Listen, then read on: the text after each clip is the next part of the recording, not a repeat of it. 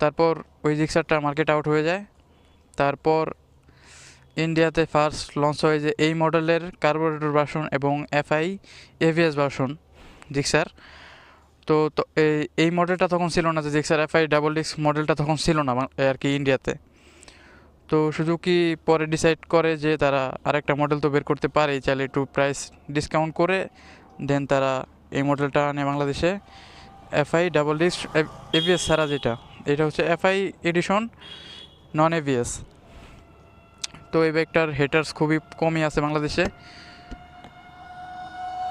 তো চলেন বাকি কথা আমরা রাইড অবস্থায় বলি, কারণ এখানে অনেক মানুষ, এখানে যদি আমি এভাবে কথা বলতে থাকি সবাই আমাকে পাগল ভাবতে পারে। তো চলেন রাইডে কথা বলি। রাইড অবস্থায়